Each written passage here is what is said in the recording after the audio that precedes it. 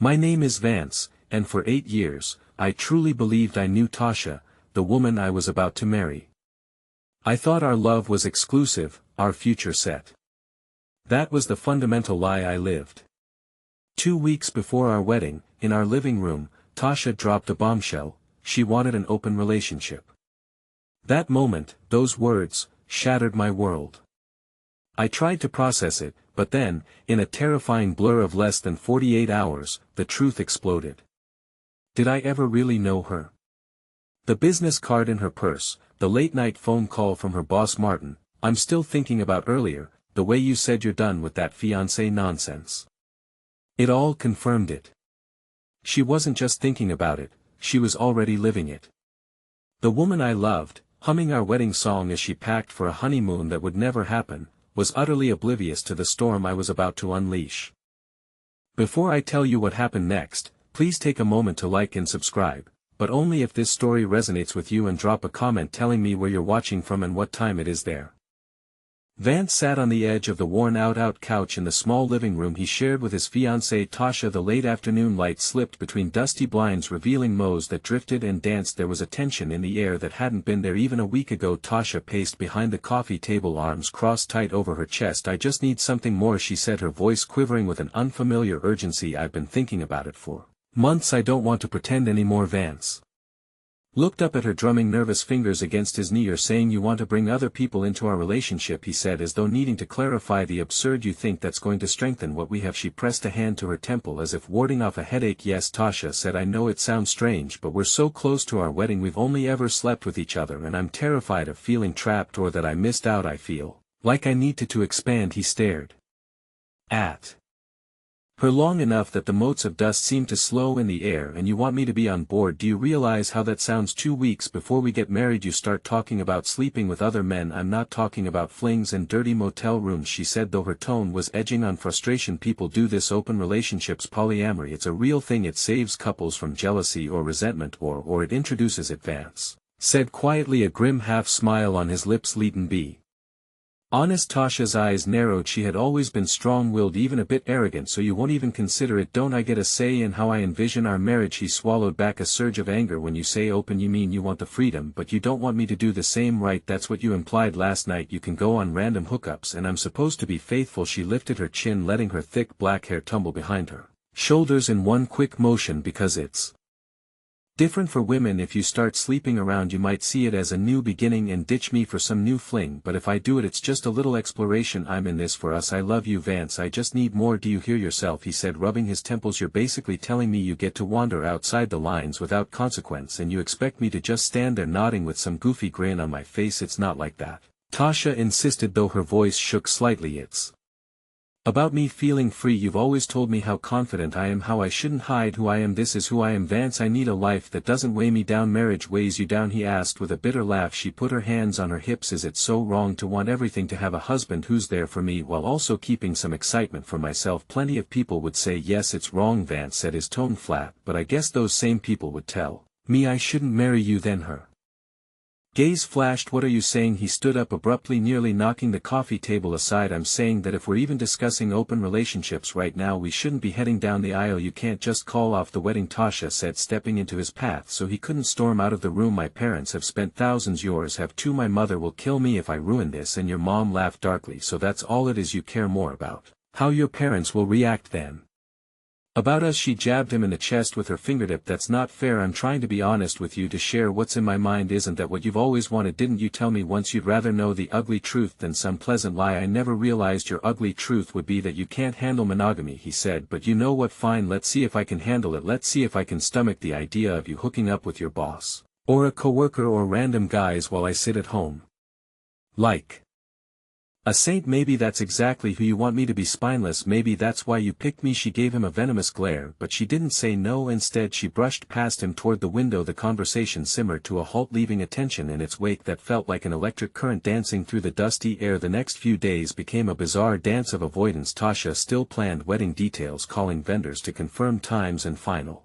payments, while Vance pretended to nod Along a quiet storm raging inside him every time he watched her he saw an unfamiliar expression on her face and aloof confidence that made him wonder if she was hiding more than just fantasies about an open relationship. One evening she came home late stammering out excuses about extra hours at work. Vance noticed that Tasha had undone the top 2 buttons of her blouse. She had an odd flush on her cheeks and messy hair that suggested, more than just stress in that moment, a terrible suspicion bloomed in his mind. He decided to test it. Tasha, he said casually, how about we go out for dessert tonight? There's that cafe you love on the east side. She seemed startled, caught off guard. I'm exhausted, she said, dropping her purse onto the side table. I'm sorry, I need a shower in bed. He nodded slowly, forcing a smile. Of course. She disappeared into the bathroom and he heard the water running. Moments later he went straight to her purse, digging through the pockets. He found a fancy business card, Martin Blackwood, Regional Director, Everest Technologies. A number scrolled on the back in Tasha's handwriting. Had a great time. Vance stared at it, heart hammering. So she's not just daydreaming, he muttered, she's actually doing it. He put the card back exactly where he found it and stepped away, ears buzzing, fury pulsing behind his eyes. He pictured her and this Martin Blackwood maybe be sneaking off after hours. For a moment he wanted to barge into the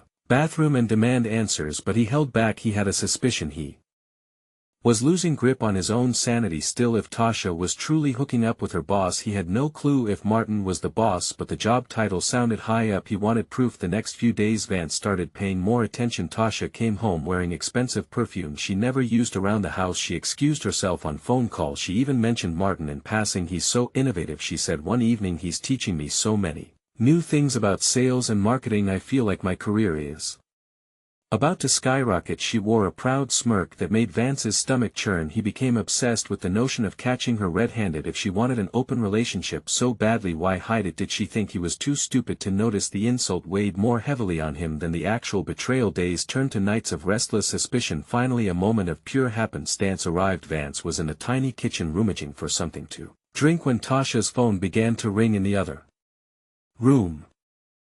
She'd left it lying on the sofa. He moved toward it, curious who might be calling at that late hour. The screen lit with the name Martin, then it went silent and lit up again with the same name. He pressed the phone to his ear without greeting. The line sounded muffled, as if Martin hadn't realized the call had connected. Tasha, Martin said, his voice low and amused. I'm still thinking about earlier, you know, the way you said you're done with that fiancé nonsense. God, it's exhilarating. I want to see you tomorrow. Let's do it at my place this time. The blood rushed out of Vance's face. He couldn't speak, transfixed by the blatant admission. Then Martin paused, maybe noticing no response. Tasha, you there? Hello. Vance ended the call, his hand trembling. He dropped the phone onto the couch just as Tasha walked in from the bedroom wearing sweatpants and an oversized t-shirt, looking mildly alarmed. Who was that? she said, noticing the phone in his hand. She must have recognized the look on his face because her eyes widened. Vance, did you answer my phone? I sure did, he said in a low voice, heat flushing his cheeks. Martin was calling. He's quite bold, isn't he? She blanched, her mouth opening and closing with no sound. Finally she sputtered, I can explain. Martin's my boss, or close enough. A big deal in the company. He's been helping you cheat on me. Vance said with a bitter laugh. I get it. So that's the big push for this open relationship. You've already started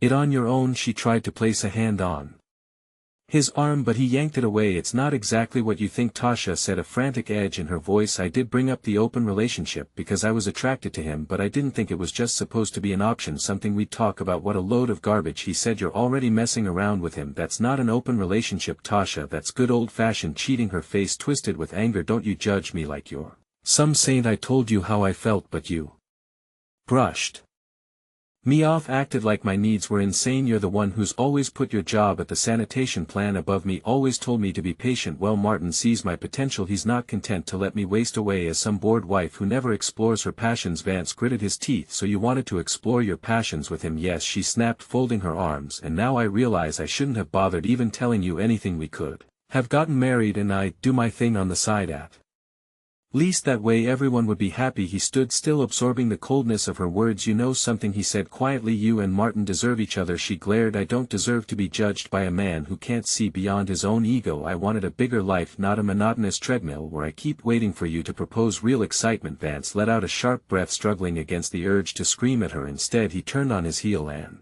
grabbed his jacket from the coat rack. We're Done, he said, voice taut. I'm calling off the wedding. Don't worry about my parents' deposit, I'll handle it. You can explain to yours why the big day is off. He brushed past her without waiting for a reaction, leaving her stunned in the living room. As he stepped outside into the crisp night air, he felt his heart hammering with a combination of hurt and fury. He knew at that moment he didn't just want to break things off, he wanted revenge. Tasha's arrogance burned in his mind all night. Sleep eluded him. Images of her with Martin Blackwood glared at him, fueling a dark desire. He imagined Martin's smug face, his slick suits, and his luxurious SUV. Vance had seen pictures of it on Tasha's phone once, a pristine black monster with tinted windows and custom leather seats. He pictured Tasha riding in that car, giggling at Martin's jokes. The thought made Vance's stomach churn with venom. At dawn, Vance found himself huddled over his phone, searching the property records for Martin's address. He tried to reason with himself, this is crazy, let it go, just move on, but he couldn't. The more he thought about Tasha's arrogance, the more he needed to lash out. He wasn't some docile fiancé she could throw away after humiliating him. By the time he left the apartment, he knew exactly where Martin Blackwood lived, a giant new development in the upscale part of town, the kind of place with gated entrances and private security cars drifting around. Vance's job with the sanitation company gave him access to certain large vehicles, ones typically used to pump waste out of septic systems or portable toilets. He'd driven them many times. The stench was unforgettable, but after a while you got used to it, or you learned to harness it, he muttered to himself, forcing a grim smile. He spent the next days quietly gathering details. He checked Tasha's schedule from a distance, noticing when she was staying late. He discovered from an online source that Martin was hosting an out-of-town business partner for dinner on Friday, meaning Martin might be out of the house for hours. Vance planned meticulously. He didn't want half measures. He wanted an act so disgusting, so humiliating, that Martin and Tasha would recoil at the mere mention of his name for the rest of their lives. On Thursday night, Tasha barged in after 9 p.m.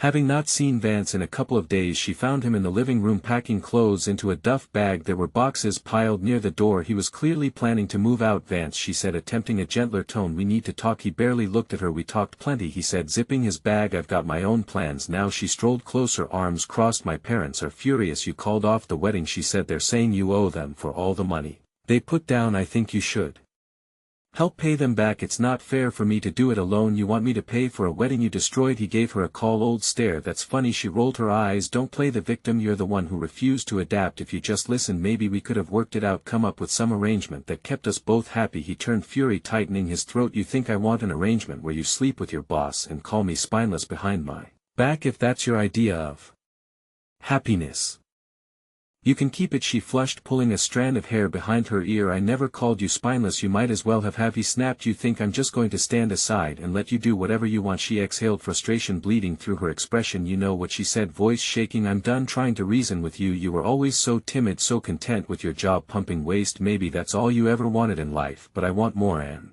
Martin gets it. He took 2 steps toward her. The anger radiating from him made her lean back, though her expression stayed defiant. Enjoy your nana, boss, Vance said. Just don't come crying to me when it blows up in your face. She let out a scoffing laugh. It won't blow up. Martin is 10 times the man. You are sure? Vance said softly. You both deserve each other. Without another word, she pivoted on her heel and stormed out, leaving him shaking with rage. He closed his eyes, inhaling slowly, letting the toxic combination of heartbreak and fury settle. I've had enough, he thought. Time for payback. Friday night arrived. The sanitation truck he borrowed was loaded with one of the foulest caros imaginable, sludgy human waste from a large septic tank behind a local restaurant that had repeated plumbing issues. The odor was so awful that Vance had to keep the windows open while driving, but he didn't mind. This is exactly what I need, he told himself. Filth for filth. He drove across the city under cover of darkness, the dull hum of streetlights reflecting off the truck's grimy tank. By the time he reached the gated community, it was nearly 10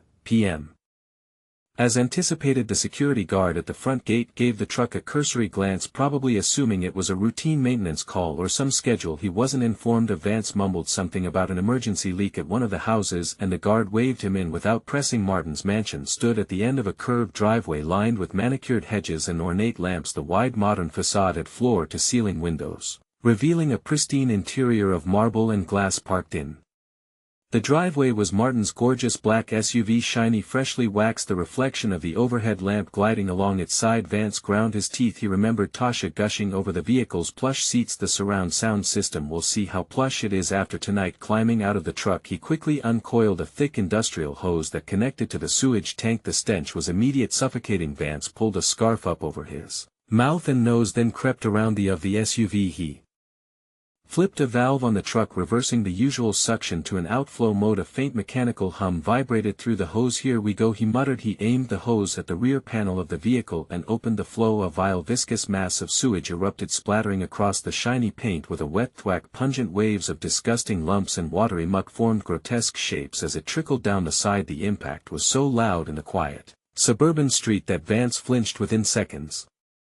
The SUV's polished perfection was obliterated under a thick, reeking layer of human waste. Vance moved along the length of the vehicle, feeling a sick triumph with each cascade of sludge. A voice in his head told him this was beyond reason, that he was crossing lines no decent person should cross, yet he couldn't stop. He felt an electric thrill surging through him. He circled the SUV, adjusting the nozzle to spray the wheels, the windshield, the roof. Filthy torrents dripped onto the cement driveway, leaving swirling pools of rancid liquid. Martin's precious baby was now the epitome of repulsion, but Vance wasn't finished. He wanted Martin to come home to an interior equally defiled. He walked to the front door, carefully trying the knob. Locked, of course, but the place had massive windows with the crowbar hidden in the truck. Vance stepped to a side panel of glass. He jammed the crowbar near the frame, prying and jostling until he heard the crack of splitting wood and the tinkle of shattered glass pulling shards away. He created an opening big enough to slip the hose inside. The odor wafting from the nozzle was nearly overwhelming. He reached in and made sure it could spray across the living room floor. Then he opened the valve a second time. A mob waterfall of sewage exploded into Martin's pristine living space, splashing the walls, the furniture, the marble tile. That's what you get, Vance whispered, voice nearly trembling with savage glee. That's what you get for thinking you can humiliate me. Behind him, headlights flickered across the driveway. He tensed, dropping the hose. A dark coupe pulled up, halting near the curb. The driver's side door swung open. Martin stepped out, wearing an expensive suit, eyes instantly widening at the sight of the sewage truck, the foul liquid streaming out of the side window into his living room. He let out a strangled cry, pure disbelief etched on his face. What the hell? Martin shouted, covering his nose and mouth as the stench hit him. No, stop. Vance strode forward, crowbar in hand. Martin recognized him and froze, eyes darting with panicked confusion. You, Martin managed to say. What are you doing? Are you insane? Vance let out a vicious laugh. I'm insane? You slept with my fiancée, my soon-to-be wife, and you ask if I'm insane? Martin backed up, bumping into his car. It was Tasha. Said you two had an arrangement. This is, you can't do this, man. Guess what? Vance said, stepping closer. It wasn't an arrangement. She lied. You lied. Now you're both going to see what it means to drown in the filth you created. Martin lunged toward the sanitation truck, presumably to flip the valve and stop the flow of waste. Vance was faster, swinging the crowbar to block his path. The metal clanged against the side of the truck, sparks flying. Get away, Vance bellowed, or I'll smash your head in. Martin stepped back, face contorting with anger and fear. You're out of your mind. I'll call the cops. Vance pointed the crowbar at him. Go for it, then I'll tell them about how you seduced my fiancée, how you coerced her at work. Maybe your board of directors would love that, maybe your family, your friends. I don't think you want that kind of scandal. Martin's gaze flickered with uncertainty. This is more than just a scandal. You've destroyed my property. You broke into my house. Look at this place. They both glanced at the living room window. The shimmering sludge continued to spew, flooding the marble floors. Furniture tilted in a filthy tide, toppling lamps and rugs. The stench and destruction were beyond belief. Just then another car screeched around the corner, headlights glaring. Tasha's sedan. She slammed the brakes, door flung open. She leapt out, wearing a tight skirt and high heels, hair tossed as if she'd been out somewhere fancy. Oh my God, Tasha gasped, nearly retching at the smell. Vance, what did you do? Vance turned, adrenaline coursing through him. You asked for excitement, he said, voice quaking. Is this exciting enough for you, Tasha? She stared in horror at the black SUV smothered in dripping sewage. You're insane, she whispered, stepping forward cautiously. I never wanted it to go like this. It doesn't matter what you wanted, he hissed. You disrespected me, made me look like a fool sneaking around with him. You told me you needed an open relationship, but you were already sleeping with him. Did you honestly think I'd just roll over and take it? Tasha's face twisted with indignation. You have no right to do this. Martin's going to sue you for everything you have. I wouldn't be so sure, Martin snapped, glaring at her. You told me your fiancé was a weak nobody. Now he's threatening to expose me to the board. Do you realize what you've dragged me into? She whirled on him, outraged. You're blaming me. You were the one who insisted on hooking up in your office. You kept pushing me to break it off with Vance. Don't turn this around on me. Vance let out a derisive laugh. How sweet, turning on each other already. Here, allow me to top it off. He stepped toward the truck to adjust the valve to full pressure, sending A heavier surge of sewage gushing through Martin's broken window. Martin ran forward trying to grab Vance's arm. "Stop it, you lunatic," he lunged, and the two collided with a dull thud. The crowbar fell from Vance's grip, clattering onto the driveway. Martin shoved him, but the slick ground made him lose footing, nearly toppling into the vile puddle near the curb. Vance jerked free and swung his elbow into Martin's ribs, forcing Martin to stumble back with a grunt of pain. "Tasha," screamed Van, "please no more." She hurried to the truck, but she only managed to stand there helplessly, daunted by the reeking onslaught. She tugged at the controls, but it was too complicated for her to figure out how to shut off the outflow. By then Martin was gasping, furious and nauseous from the stench. "That's it," he shouted, snatching his phone from his pocket. "I'm calling the police right now." Vance took one menacing step forward. "Go ahead," he said, "but keep in mind I've got recordings of Tasha bragging about your little escapades. It won't look good for you at corporate when they learn how you use your authority to pressure female employees. How many times did you pull that trick, Martin? You think HR won't do anything if a scandal this size comes out?" Martin lowered his phone slightly, rage and alarm battling on his face. "You wouldn't dare." "I would." Vance said. "You set this in motion." "I'm just finishing it." Tasha, hands covering her nose, stared at both men. "No, twisted both of you," she said, though her voice wavered. "I never should have asked for anything. I never should have told you." Silence. Vance spat, his eyes gleaming with malice. "You want to talk about what should or shouldn't have happened? Maybe we should talk about how you flaunted your affair under my nose. Maybe we should talk about how you thought I was a nobody, no threat. Well, guess what? You found out you were wrong." He moved around the truck, yanked a lever that gradually started decreasing the outflow. "I think this has gone on long enough," he